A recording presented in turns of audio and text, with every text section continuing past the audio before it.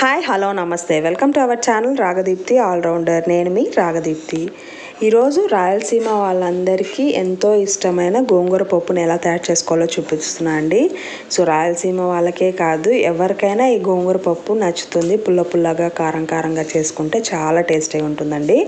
So చూస్తుంటేనే నోరు ఊరిపోతుంది కదా. ఇంకెందుకు ఆలస్యం, రెడీ చేసుకుందాం పదండి.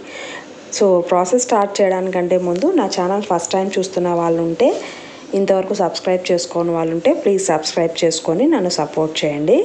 సో దీని ఇంగ్రీడియంట్స్ చాలా తక్కువే అండి. కందిపప్పు, గోంగూర, టొమాటో, పచ్చిమిర్చి, ఉప్పు, పసుపు, తర్వాత దినుసులు అండ్ ఆయిల్ ఉంటే సరిపోతుంది. ఆనియన్, వెల్లుల్లి రెబ్బలు అనమాట. సో చాలా ఈజీగా ప్రిపేర్ చేసుకోవచ్చు. అండ్ గోంగూర పప్పులోకి కొన్ని అవాయిడ్ చేయాల్సినవి ఉంటాయండి. అదేంటంటే చింతపండు మనం వేయము, ఎందుకంటే గోంగూరనే పుల్లగా ఉంటుంది కాబట్టి మనం చింతపండు వేయమన్నమాట. సో ఫస్ట్ గోంగూర బాగా ఫ్రెష్గా ఉందండి ఇది. ఇప్పుడు దీన్ని తీసుకొని వాష్ చేసుకోండి. నేను ఇది చిన్న కట్ట ఒకటి తీసుకున్నాను. సో మీ పులుపుకి తగ్గట్టు తీసుకోండి. ఇది కొద్దిగా ఎక్కువ పులుపు ఉందని చిన్న కట్ట తీసుకున్నా.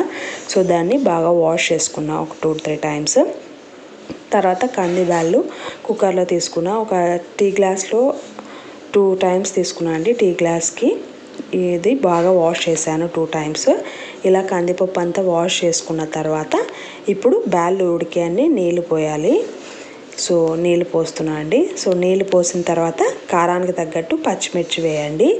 తర్వాత జస్ట్ ఒక టొమాటో వేయండి సరిపోతుంది. టొమాటోస్ ఎక్కువ వేసినా గోంగూర పులుపు ఉంటుంది అండ్ టొమాటో కూడా పుల్లగా ఉంటాయి కొన్ని, కాబట్టి మరి ఎక్కువ పులుపు అయిపోతుంది. సో మీడియం సైజు ఒకటి వేసాను. తర్వాత కొద్దిగా పసుపు, తర్వాత వాష్ చేసి పెట్టుకున్న గోంగూర వేసేసి ఒకసారి బాగా మిక్స్ చేయండి. మిక్స్ చేసేసి కుక్కర్ లిడ్ క్లోజ్ చేసేసి కందిపప్పు ఉడికేన్ని విజిల్స్ పెట్టుకోండి. సో ఇప్పుడు కుక్కర్ లిడ్ క్లోజ్ చేసేసాను. మాకైతే 5 విజిల్స్కి ఉడికాయండి. మీ నీళ్ళని బట్టి ఎన్ని విజిల్స్కి ఉడుకుతాయో దాన్ని బట్టి మీరు విజిల్స్ పెట్టుకోండి. ఇప్పుడు చెక్ చేద్దాం కందిపప్పు ఉడికిందో లేదా అని. సో చూడండి కందిపప్పు బాగా ఉడికిపోయింది. ఇప్పుడు దీన్ని పప్పు గిత్తితో ఎనుపుకోవాలి. సో పప్పు గిత్తితో ఎనుపుకుండే ముందు కొద్దిగా సాల్ట్ వేయండి. నేను ఇక్కడ రాళ్ళుప్పు వేస్తున్నాను. రాళ్ళుప్పు వేసి ఎనిపేసేయండి. నేను మామూలుగా అన్ని పప్పుల్లో డైరెక్ట్ కుక్కర్లో ఉడికించేటప్పుడే ఉప్పు వేస్తాను అండి, అప్పుడే టేస్ట్ అనిపిస్తుంది. బట్ ఇది గోంగూర పప్పు కాబట్టి ఉప్పు వేసి మళ్ళీ గోంగూర అదంతా వేస్తే సరిగ్గా బ్యాళ్ళు ఉడకవన్న ఉద్దేశంతో నేను కుక్కర్లో ఉప్పు వేయలేదు.